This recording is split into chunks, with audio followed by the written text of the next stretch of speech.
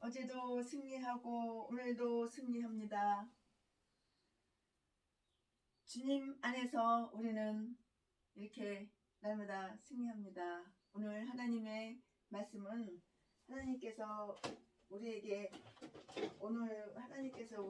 주시는 말씀은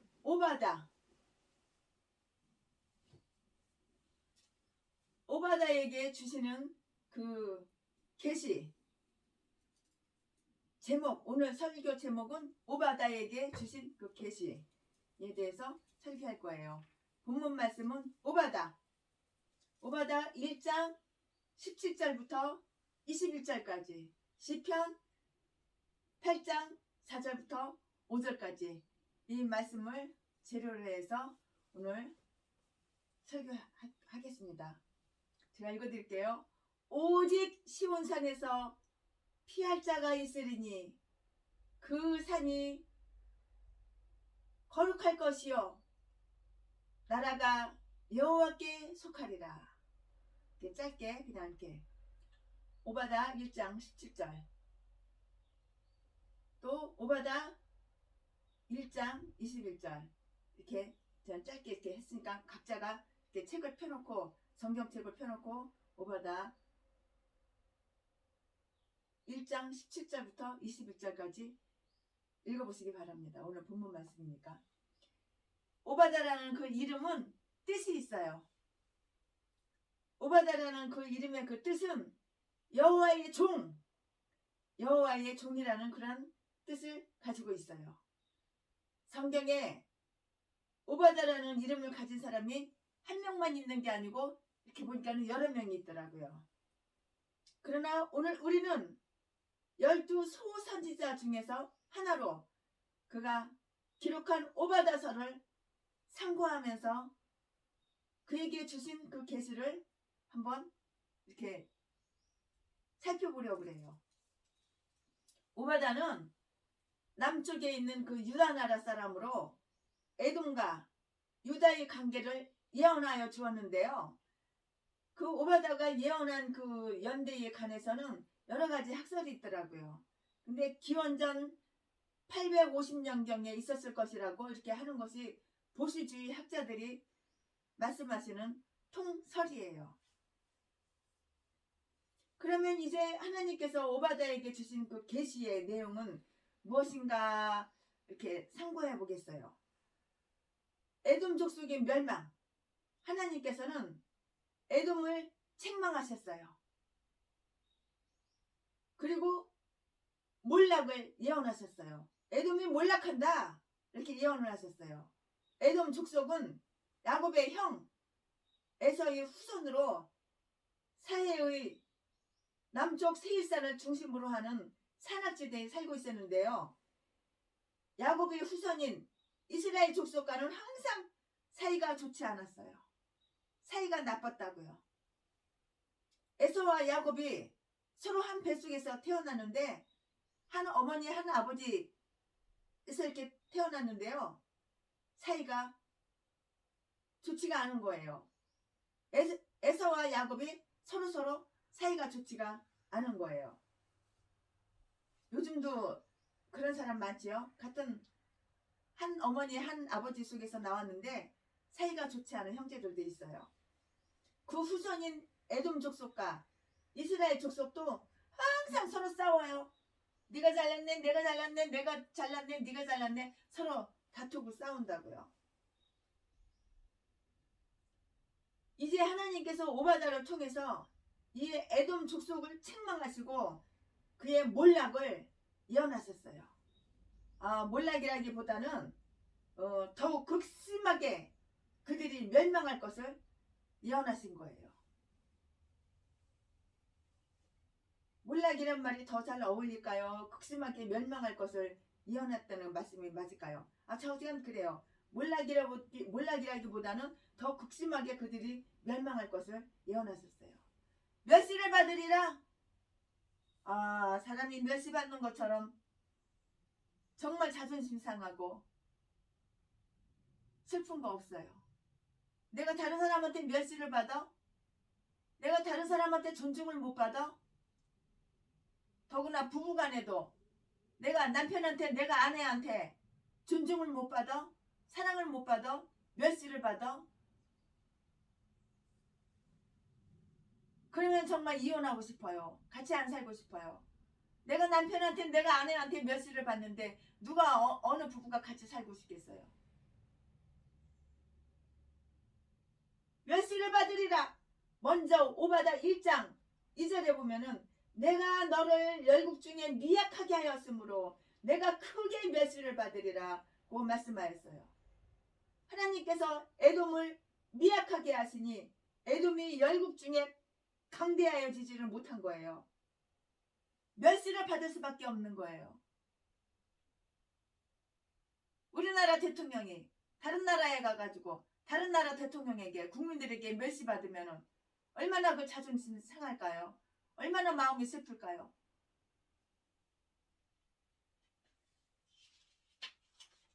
강대국이 목대가지고 이렇게 다 쇠망해가지고 멸시를 받는다면 짓밟힌다면 얼마나 슬픈 일일까요? 국가의 한 나라의 흥망성쇠를 하나님께서 성쇠하시니 하나님께서 쇠약하게 하시는 것을 사람이 성대하게 할 수는 없어요. 나라가 자꾸 기울어져 가요. 왕을 잘못 뽑았거든.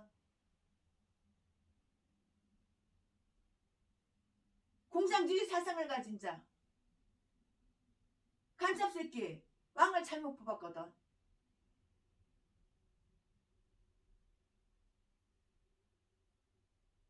요즘 현실처럼, 우리나라 현실처럼 하나님께서 쇠약하게 하시는 거예요, 나라를.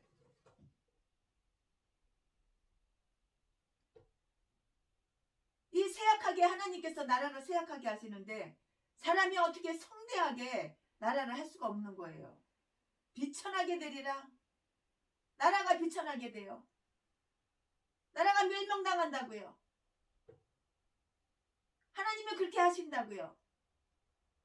이 하나님의 예언이잖아요. 오바다 1장 4절에 보니까 내가 독수리처럼 높이 오르며 별 사이에 깃들지라도 내가 거기서 너를 끌어내리리라. 끌어내린다고요. 이 말씀을 하셨는데요. 이것은 에돔 족속이 세일산 높은 지대에 살면서 하늘에 나 올라간 것처럼 별 사이에라도 사는 것처럼 아주 너무너무 교만한 거예요. 목이 뻣뻣해졌어. 지가 주제 파악을 못해. 지가 뭐 하늘에 올라간 것처럼 별 사이에라도 막 별 사이사이에서 막 사는 것처럼 그렇게 교만해요. 올라갈 대로 다 올라갔어. 생각이, 마음이, 행동이 이렇게 교만해가지고 올라갔으니까 하나님이 끌어내려서 비천하게 만들어 놓겠다고 하시는 그 말씀이에요. 우리 개인이나 우리 가정이나 우리 교회나 사회 어느 부분이나 국가나 나라나 하나님이 높여주셔야지만 높아지는 거지. 내가 나를 높여야지. 내가 우리 가정을 높여야지. 내가 우리 회사를 높여야지. 내가 우리 교회를 높여야지. 우리 나라를 내가 높여야지. 그런다고 해서 높아지는 것이 절대 아니라고요. 자기가 자기를 높여서 높아진다고 하면 높아지지 않을 사람이 어디가 있어요? 높아지지 않을 나라가 어디 있어요? 높아지지 않을 왕이 어디 있냐고요.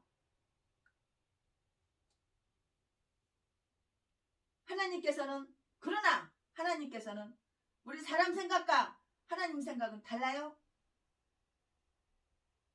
하나님께서는 자기를 높이는 사람을 낮추시고 끌어내린다고요. 그리고 자기를 낮추는 겸손한 사람을 높여주시는 것을 우리는 이걸 알아야 돼요.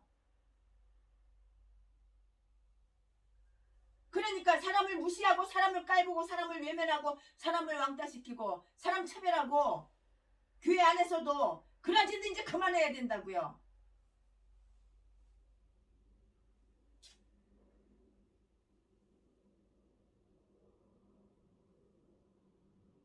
모든 것을 빼앗기리라.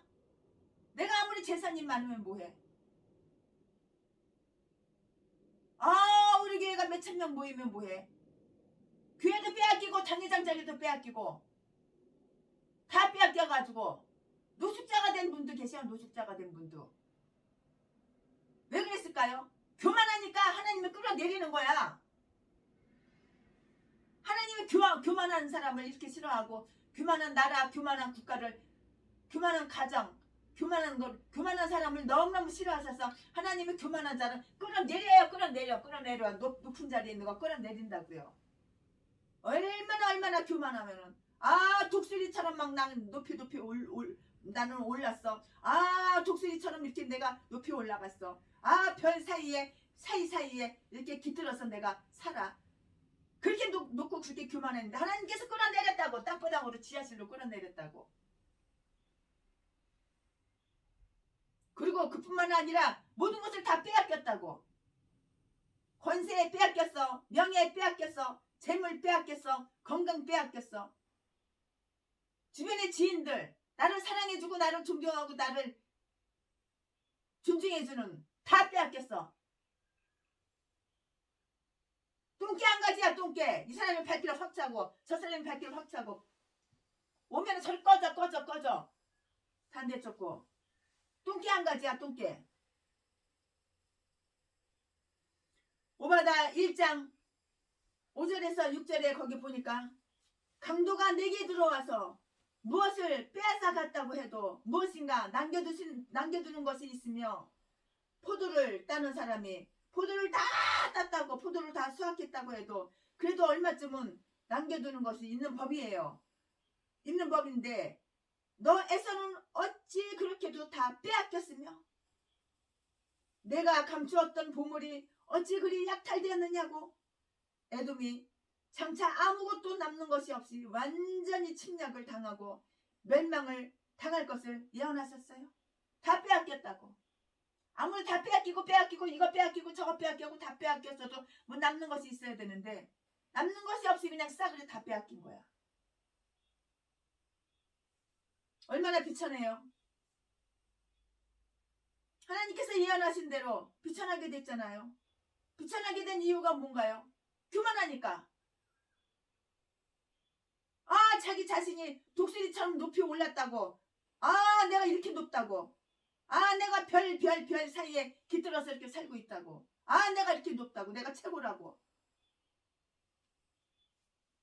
명예만 사랑하고 우두머리만 좋아하고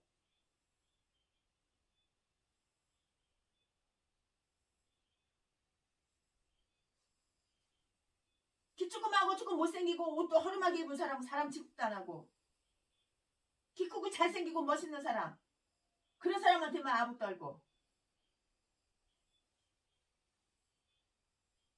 돈 좀 있는 사람한테 온갖 꼬리 다 흔들고 간신 떨고 아주 간사하게 살살살살살살 눈웃음 치면서 친절하게 돈 뺏으려고.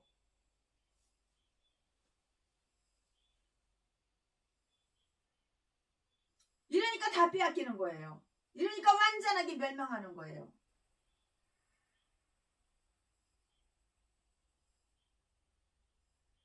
내가 감추었던 보물이 어찌 그리 약탈되었느냐고. 에돔이 장차 아무것도 남는 것이 없이 완전히 침략을 당하고 멸망당할 것을 하나님이 예언하셨잖아요. 완전히 멸망하리라. 마지막으로 오바다 1장 7절에서 9절에서도 에돔이 하친하던 나라들에게 배반을 당하고요. 지혜 있는 자들이 없어지고요. 용사들이 놀라고 거민이 살육을 당하고 멸절하리라고. 에돔이 완전히 완벽하게 퍼펙트 완전히 멸망당할 것을 예언했어요. 조금이라도 남겨두는 게 없는 거예요. 완전히 다 멸망당한 걸 그렇게 예언한 거예요. 그럼 예언대로 됐나요? 안 됐나요? 말로만 그냥 예언하고 그게 실행이 됐나요? 안 됐나요? 예언한 대로 고스란히 실행이 됐어요. 그런데 이러한 모든 예언은 예언으로만 그친 것이 아니라고요. 그대로 다 이루어졌다고요. 에돔은 바벨론의 정복으로 말미암아 유대인 마카비의 공격으로 쇠약하게 되었어요. 로마 시대에 그 민족은 완전히 멸망하고 말았던 거예요. 뭐 하나 나머지가 없어. 완전히 완벽하게 퍼펙트, 완전하게 온전하게 다 멸망됐다고요. 에돔 족속의 죄. 그러면은 에돔 족속이 무슨 죄를 지었길래, 어떠한 죄를 지었길래 이렇게 하나님께서 극렬하게 심판하시고 완전하게 온전하게 멸망하도록 하셨냐고요. 그 죄가 뭐냐고요. 뭐 잘못이 있어야지 벌을 받을 거 아니야. 어떻게 그렇게 다 멸망당하고 어떻게 그렇게 비참하게 되고 그렇게 됐냐고요. 그 죄가 뭐냐고요. 제 목이 뭐냐고요.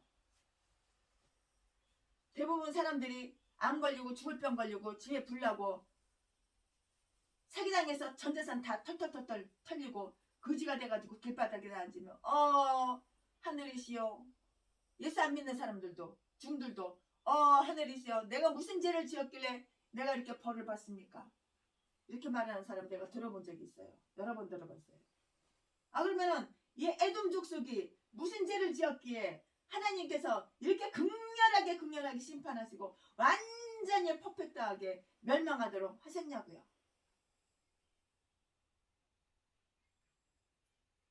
그 에돔 족속의 죄는 딱 두 가지로 구분할 수가 있어요. 잘 들어보세요, 여러분. 교만. 첫째, 교만. 스스로 자기가 높아진 거야. 내 위에 아무도 없어. 내 위에 하나님도 안 계셔. 내가 하나님보다 더 높아. 그런 인간들은 날마다 작년에 왔던 각설이 죽지도 않고 또 살았네. 작년에도 1년 내내 후원받아서 내가 목욕탕 가고 밥 사 먹고 우리 성도 한 명도 없지만은 지하실 교회에 성도 한 명도 없지만 내가 거기서 잠자고 저 여자 번갈아 가면서 내가 즐기고 작년에 왔던 각설이 후원 한 푼 후원 받아서 이렇게 내가 잘 먹고 잘 살고 호강하고 살아. 작년에 왔던 각설이 작년에도 후원 1년 내내 줬으니까 올해도 후원 줘. 그럴싸하게 말을 그럴싸하게 동정심을 사서, 사람 마음에 동정심을 사서 그 피 같은 돈 다 공짜로 다 뺏어서 처먹고 사는 악질들.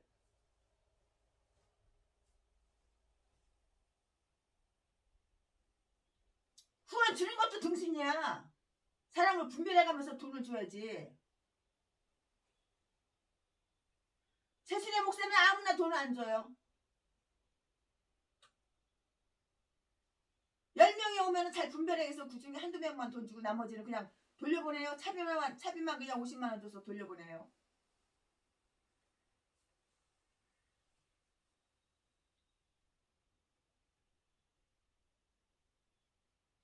자기 스스로 높아져서 교만한 것이에요. 오바다 1장 3절에 그렇게 써있잖아요.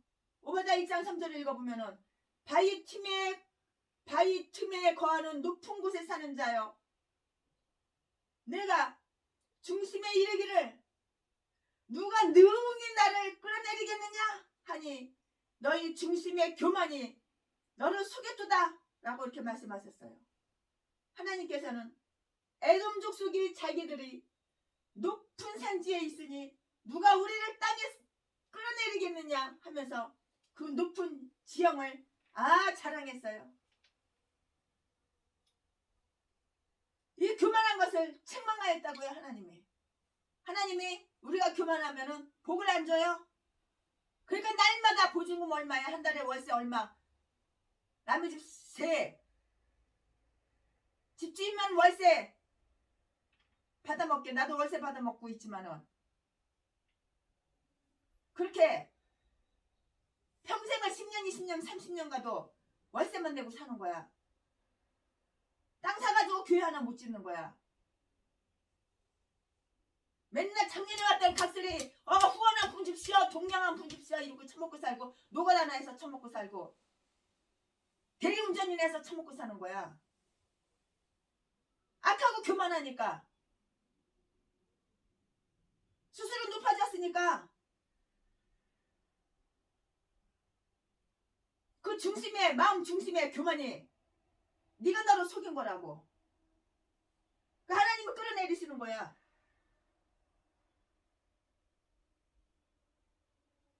하나님을 믿어야 되는데 하나님을 믿지 않고, 하나님을 의지해야 되는데 하나님을 의지하지 않고, 자기 나라의 지형이나 자랑하고,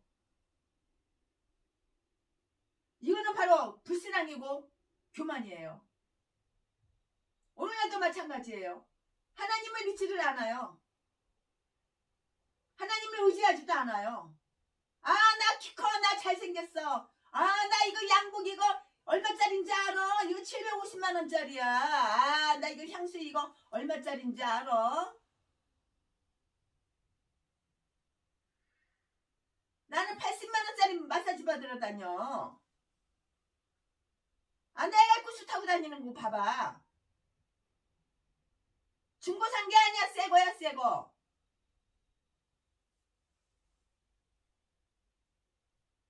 사기 쳐가지고, 이 사람 저 사람한테 사기 쳐가지고, 돈 뜯어가지고, 후원 받아가지고, 에코스 새 차 뽑았다고 자랑해?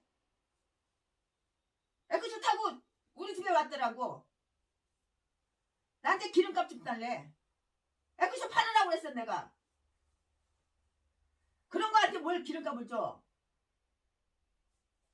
에코스 팔고 버스 타고 다니라고 그랬어. 그랬더니 2번 다시 우리 집에 안 오더라고. 하나님을 믿지도 않고 하나님을 의지하지도 않아요. 왜 사람만 의지해?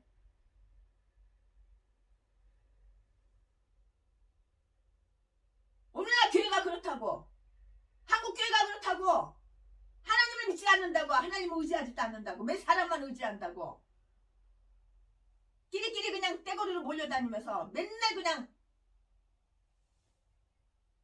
강투 좋아하는 것들. 아, 너는 총회장에 먹어. 너는 대표회장에 먹어. 너는 증명회장에 먹어. 돈 얼마 내? 증명회장에 먹으려면 돈 얼마 내야 돼? 맨날 놀러 다니고. 그러니까 나라가 이 꼴이 되는 거야. 나라가 이 꼴이 되는 거야. 나라가 이렇게 쇠약하게 된다고. 흥망성쇠는 하나님의 손에 달려 있어.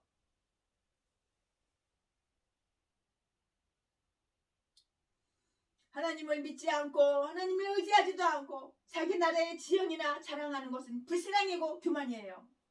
여기에서 오바다 1장 그 3절에서 그것은 또 자기를 속이는 것이라고 말씀하셨잖아요. 하나님을 믿지 않아요. 다른 무엇을 믿는 거라고, 다른 것을 믿는다고. 하나님을, 이거는 멸시하는 거예요. 하나님을 멸시하는 자들이 불신자가 아니라고, 초신자가 아니라고. 한국교회 목사들이 하나님을 멸시한다고. 하나님보다 사람을 더 높여. 하나님보다 지가 더 높아져 있어. 하나님 머리 꼭대기에 있어. 그러니까 나라가 이 꼴이야. 예배도 못 드리잖아. 지금 예배도 마음껏 못 드리잖아.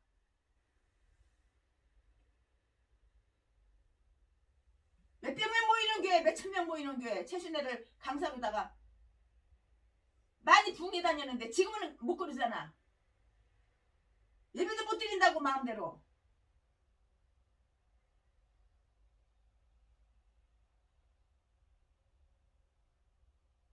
내가 높아지는 거, 내가 교만한 거, 이건 하나님을 멸시하는 거라고.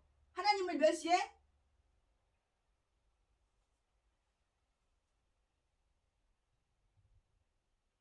그 무엇을 우상으로 섬기는 거예요. 하나님을 멸시하는 거고 그 무엇을 우상으로 섬기는 거라고요. 자기를 높이는 것, 이것은 바로 교만이에요. 내가 나를 높이는 것, 이것은 바로 교만이에요. 이러한 교만은 또 자기가 자기를 속이는 거예요. 내가 나를 속여요. 힘이 없는 것을 힘이 있는 것으로 믿었으나 이것은 착각이에요. 내가 나를 속이는 거예요. 그리고 이것은 어리석은 일이라고요. 이것은 또 하나님 앞에서 불신앙이고 범죄예요.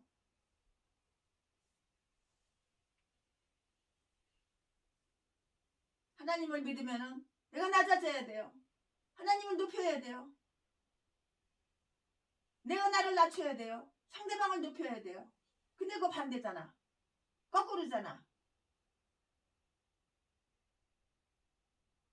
이렇게 거꾸로 사니까 날마다 대리운전이나 하고 노가다나 해서 처먹고 사는 거야. 교회 월세도 못 내고. 교회가 말이 교회지 그게 교회야? 개척교회 그게 말이 교회지 교회야? 그냥 고시원하고 마찬가지야. 잠자는데 밥 먹는데 그거지. 거기서 뭐 교회에서 뭐 예배를 드려야 성도가 있어.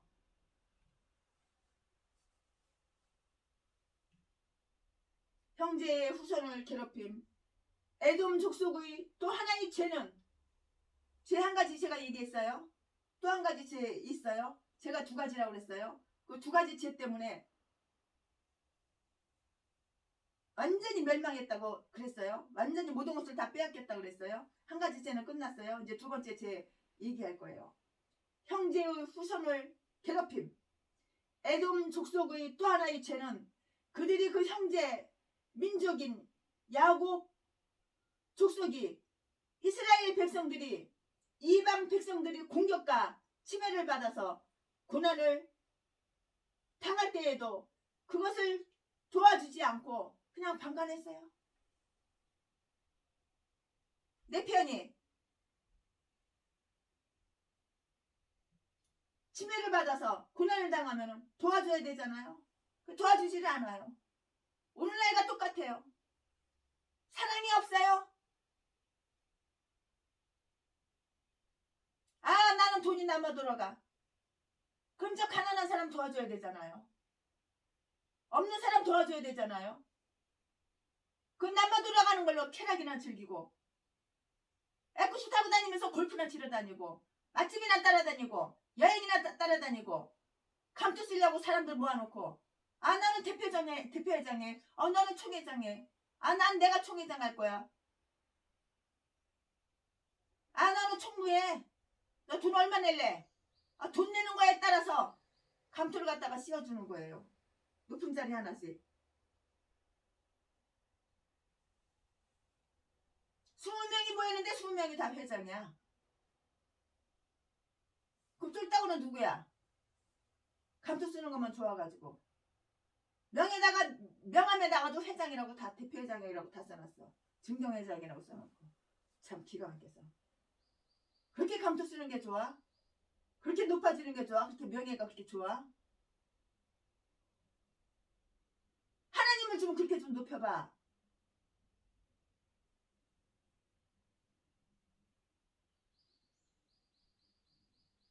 이방 백성들이 공격과 침해를 받아서 고난을 당한 그때에도 이것을 도와주지 않았어요. 그냥 방강했다고 보고 있을 뿐이에요. 적군, 원수나라 적군을 오히려 도와주기까지 했어요. 원수나라로 오히려 반대로 도와줬다고요. 적군을. 에서의 후손은 야곱의 후손을 도와 줘야 되는 거 당연한데 에서의 후손은 야곱의 후손을 도와주지 않고 오히려 괴롭혔어요. 고통을 줬다고. 에돔 족속이 유다 족속을 그 괴롭힌 신뢰를 한번 들어볼게요. 그 신뢰를 한번 들어보면 어떤 것이 있나 알 수가 있어요. 오바다 1장 11절에 보니까 외국과 합세하여서 유다를 늑탈하였고 오바다 1장 12절 거기 보니까 유다가 재앙을 당할 때에 그것을 기뻐하였고 옆집 사람 재앙당하면 기뻐하면 그 재앙이 어디로 오는지 알아? 본인한테 가는 거야. 본인한테. 그걸 알아야지. 유다가 재앙을 당하니까 그래서 기뻐하였다고. 오바다 1장 14절에 보니까 13절에 보니까 유다가 당하는 고난을 방관하여서 방광하여서 그 재산에 손을 대었고 오바다 1장 14절에 보니까는 유다가 침략자 앞에서 도망갈 때에 그 앞길을 막아서 못 도망가게 방해를 하였다고요. 하나님께서는 일찍이 창세기 12장에서 아브라함에게 약속하시기를 뭐라고 약속하셨나요?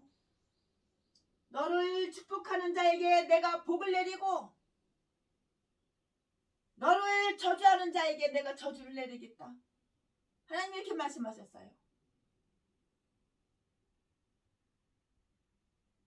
형제가 저렇게 슬픈 일을 당했는데, 형제가 저렇게 고난을 당했는데, 어째서 나만 잘 먹고 나만 잘 살고.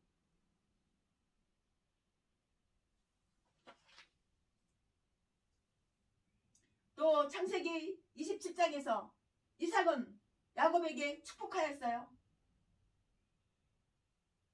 네게 저주하는 자는 저주를 받고 네게 축복하는 자는 복받기를 원하노라, 이렇게 말했어요.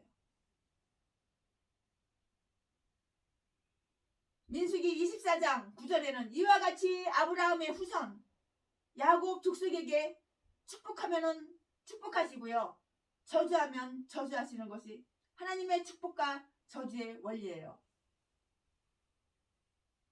이 원리를 알아야 되는 거예요. 교회만 들락날락 왔다 갔다 하면은 안 돼요. 이 원리를 알아야 돼요. 성경을 알아야 된다고요. 하루에 적어도 성경 30장 이상은 읽어야 되는 거예요. 하루도 안 빼놓고. 밥 먹을 시간은 없고 싸돌아 다닐 시간은 없어도 하루에 성경을 30장 이상은 읽어야 돼요. 그래야지 마귀가 틈타지 못해요. 성경 읽고 지키고 행하면은 엄청난 복을 하나님이 주시는 거예요. 아, 그러면은 나 어려워, 나 힘들어, 동양아 본 줍시오. 그리고 처먹고 살지 않아도 된다고. 하나님 복을 주신다고. 그럴 때 하나님 맘에 들어야지 하나님 복을 주시는 거지. 하나님께 맨 저주받을 짓 미움받을 짓만 하고, 사람한테만 아양 떨고 사람한테만 아부 떨고 시시시시시 눈웃음이나 쳐가면서 사람들이나 높이고 가려운데 긁어주고, 그런 복을 받는 줄 알아? 저주나 받지.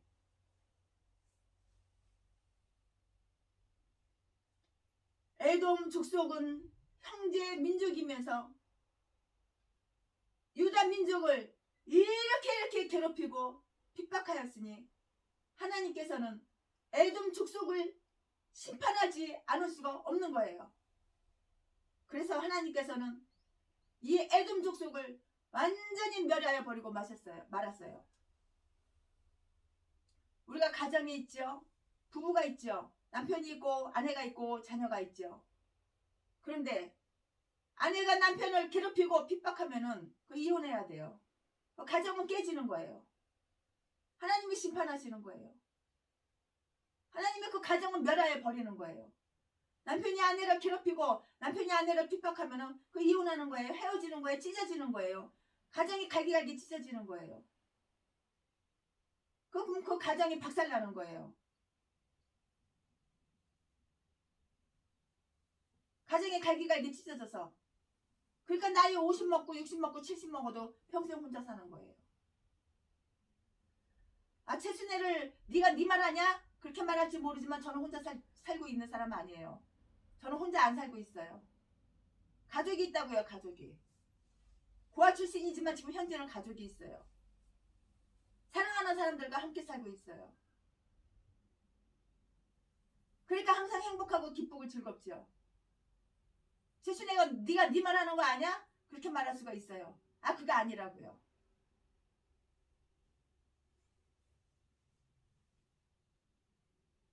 이스라엘 백성의 회복. 그러나 오바다 1장 17절 이하에 보면은 하나님께서는 유다 백성 이스라엘 민족을 구원하시고 승리하도록 하여 주실 것을 약속하여 주셨어요. 오바다 1장 17절에 보니까 오직 시온산에서 피할 자가 있으리니 그 산이 거룩할 것이요 야곱 족속은 자기 기업을 누릴 것이니 라고 이렇게 또 말씀하셨어요. 에돔 족속은 다 그렇게 망하지만은 오직 시온산에서 오직 시온산에는 피할 사람이 있다고 이렇게 말씀하셨어요. 지금 이 피할 자라는 말은 구원받을 자라는 말과 같은 뜻이에요. 위기가 오면 피해야죠. 위험한 일이 있으면 피해야죠.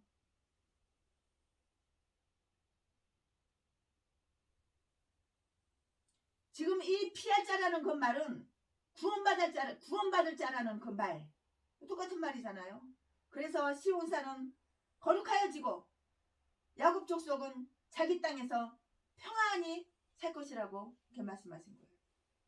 오바다 1장 18절에서는 야곱 족속은 불이 되고 요셉 족속은 불꽃이 되어서 에서 족속을 초계란 뜻이 뭐냐면 풀이란 뜻이에요. 초계와 같이 태워버리기 때문에 에서 족속에는 남은 사람이 없게 될 것이라 이렇게 말씀하셨어요. 이것은 전에는 에서 족속이 야곱 족속을 괴롭히고 핍박하였으나 지금은 야곱 족속이 애굽 족속을 불태워버리는 것과 같이 멸망시켜서 버리고 말 것이라는 그런 말씀이에요. 네가 나를 괴롭혀? 네가 나를 핍박해? 반대가 된다고. 역전이 된다고. 네가 나를 우습게 알아? 네가 나를 짓밟아? 네가 나를 하찮게 생각해? 반대가 된다고. 역전이 된다고. 네가 나를 깔봤어? 네가 나를 무시했어? 반대가 된다고. 역전이 된다고.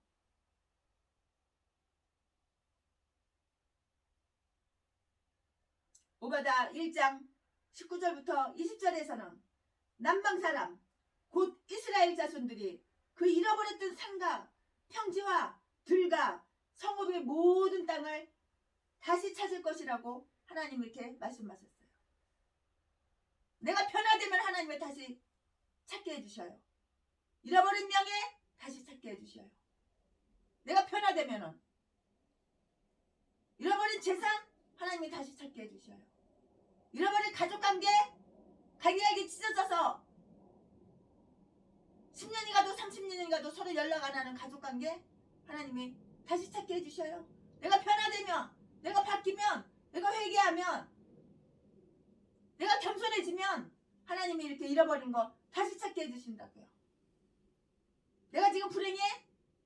내가 변화되면, 내가 회개하면, 내가 생각과 마음이 바뀌면, 악에서 내가 손으로 돌이키면 하나님이 다시 찾게 해주신다고요.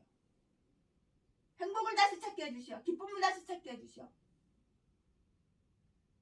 예수는 나의 힘이요.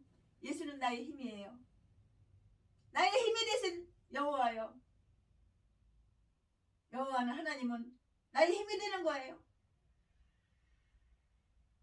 이렇게 하나님이 이렇게 말씀하시면 순종하고 복종하고 하나님 말씀을 따라보세요. 다시 잃었던 거 다시 찾아요. 뭘 잃어버렸나요? 건강 잃어버렸나요? 건강 다시 찾는다고. 내가 변화될 때에, 내가 바뀔 때에, 내가 겸손해질 때에, 내가 낮아질 때에, 내가 하나님 말씀에 순종하고 복종할 때에 잃어버린 거 다 다시 찾을 수가 있어요.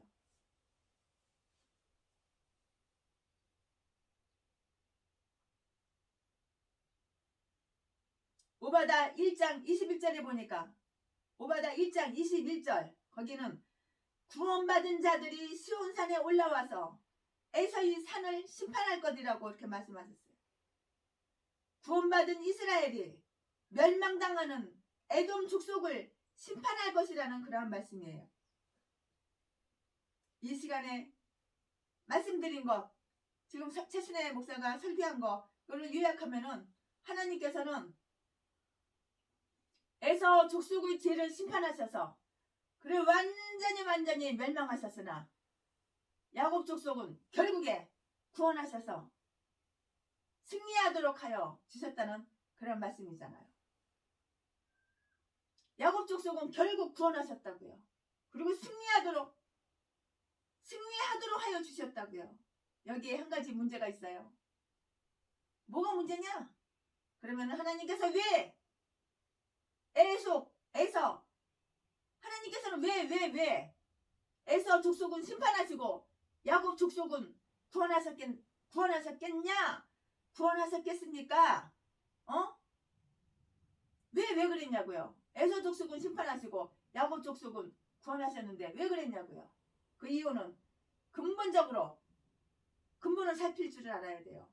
근본적으로 그것은 하나님의 주권적인 섭리였어요. 하나님은 왕이야 왕. 만왕의 왕이시오. 그 주권적인 섭리였다고. 우리가 이렇게 저렇게 하나님은 마음을 정확하게 알지도 못하면서 판단하고 그러면 안 되는 거야. 하나님께서는 야곱과 에서에 대하여 큰 자가 어린 자를 섬기리라고 이렇게 말씀하셨고요. 이 말씀이 창세기 25장 23절에 있잖아요.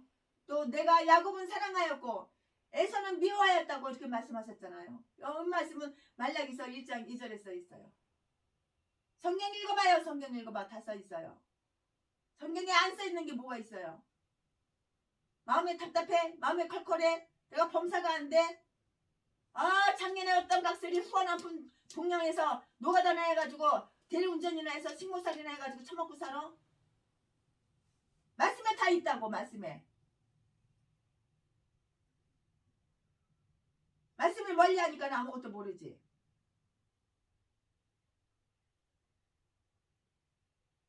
하나님 말씀을 성경책을 이거 50독만 해봐. 이 말씀을 50독만 해봐. 밥은 굶어도 하루에 30장 이상씩 읽어봐. 읽고 실천해봐. 내가 변화되고 내가 바뀌어요.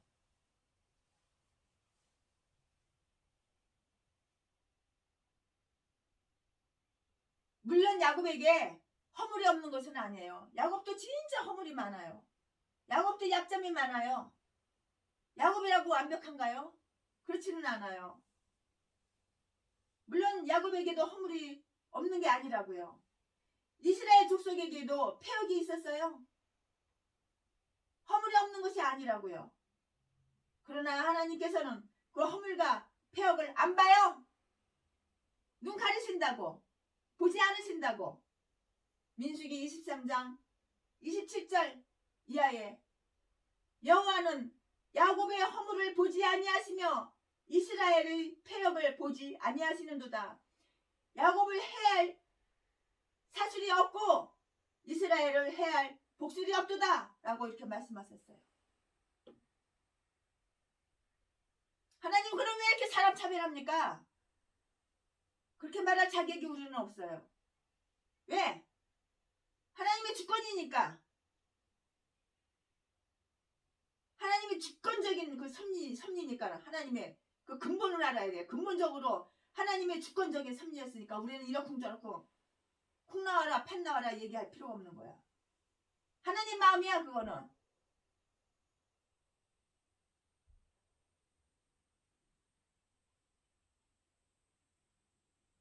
하나님은 이렇게 특별히 우리를 사랑하시는 거예요. 하나님께서는 이와 같이 야곱의 허물을 보지 아니하시고 이스라엘의 패역을 보지 아니하시면서 그를 특별히 사랑하셔서 이렇게 구원하시고 승리하도록 하여 주셨다고요. 오늘날 우리들도 다 같이 다 신령한 아브라함의 자손이잖아요. 다 같이 아브라함의 자손이에요. 신령한 아브라함의 자손이라고요. 또 이스라엘 백성이라고요. 하나님께서는 오늘 우리에게도 나에게도 허물과 죄악을 그것만 보지 않으셔요.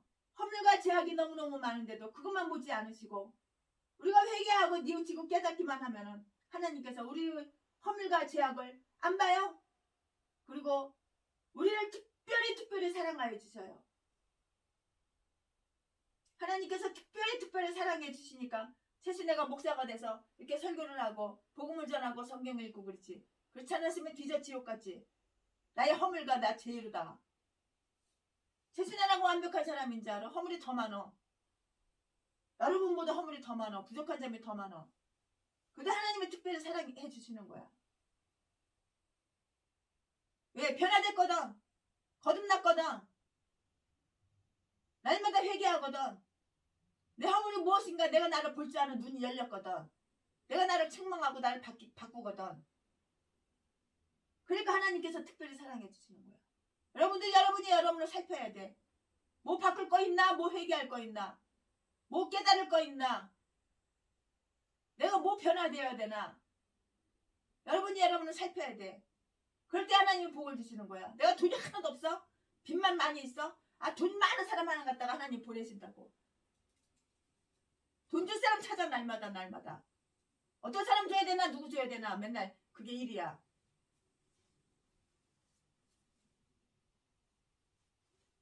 하나님의 영이 있는 사람, 성령 충만한 사람, 하나님 말씀대로 사는 사람, 겸손한 사람, 그런 사람 찾고 있다고. 영혼을 사랑하는 사람, 불신자에게 복음을 전하고 본인이 먼저 본이 되는 사람, 매일 저주받을짓만 하고, 각설이 각설이 타령 작년에 왔던 각설이 후원 아픈 짓이여 글로 잘 처먹고 잘 살고 맨날 옷이나 그냥 이틀이 멀어라 사흘이 멀어라 양복 하나씩 짝짝 빼입고, 그래 똥개들은 안 준다고. 똥개들이 날마다 채순이한테 와가지고 돈 달라고 손바닥 벌리는데, 똥개 10마리 오면은 1명 2명은 하나님의 사람이야. 나머지는 다 똥개들이야. 똥개들은 그냥 차비랑 50만원씩 줘서 그냥 꺼지라고 보내.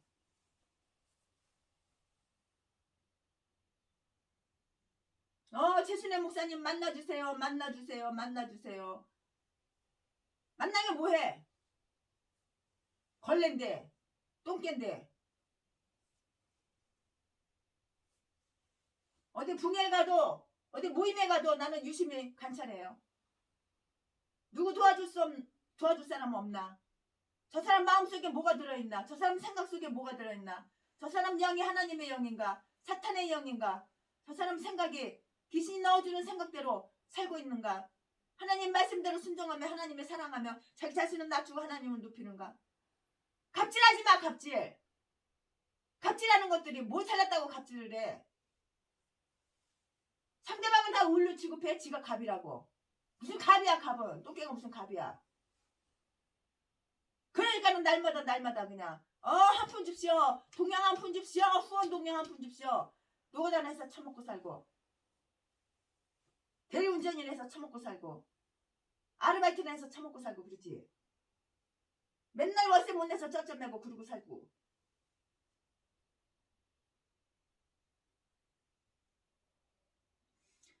그러면 하나님의 특별한 사랑을 받지를 못한다고요. 우리가 하나님께 특별한 사랑을 받을 수 있는 그러한 자격, 그러한 인격, 그러한 믿음, 겸손하고 온유하고 갑질하지 말고 그러기를 바라요. 그럴 때 우리 신앙생활이 승리한다고요. 우리 구원받는다고요. 이 무한하신 하나님의 은혜 아니면 살아갈 수가 없네. 이 무한하신 하나님의 은혜. 하나님의 은혜는 무한해. 생각만 해도 하나님 품 안에 안겨. 주의 친절한 팔에 안기세. 날마다 하나님의 친절한 팔에 안겨보세요. 이것처럼 평안한 게 없어요. 이 무한하신 하나님의 은혜, 하나님의 은혜를 날마다 감사. 하나님, 제가 최순애 목사가 하나님한테 할 말은 하나님 감사해요. 하나님 감사해요. 하나님 고마워요. 하나님 고마워요. 하나님 죄송해요. 미안해요. 이 말밖에 할 말이 없어요. 옛날에 최순애 목사가 잡사 시절에 믿음의 개판 5문제 했을 때는 하나님 뭐 주시오. 지금은 그런 거 하나도 없어요. 하나님 사명 감당하게 해주셔서 감사합니다. 하나님 저를 목회자 만들어 주셔서 감사합니다. 하나님 저 죽이지 않고 살려주셔서 감사합니다. 최순애 목사가 지금 당장 죽어도 절대 지옥은 안 가고 천국 가게 해주시니 감사합니다. 내 마음이 항상 천국이야. 그 무한하신 하나님의 은혜, 하나님의 은혜를 감사하면서, 옛날 시인은 뭐라고 또 얘기했나요? 사람이 무엇이간데 주께서 저를 권고하시나이까. 이렇게 감사 노래를 불렀어요.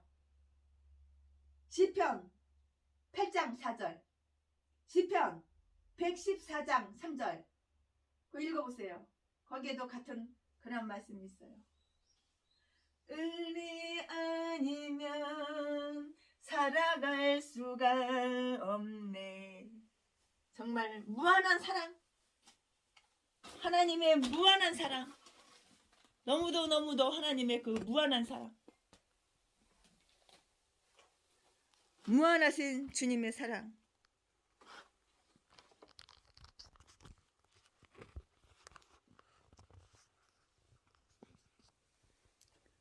무한하신 주님의 사랑. 감사합니다.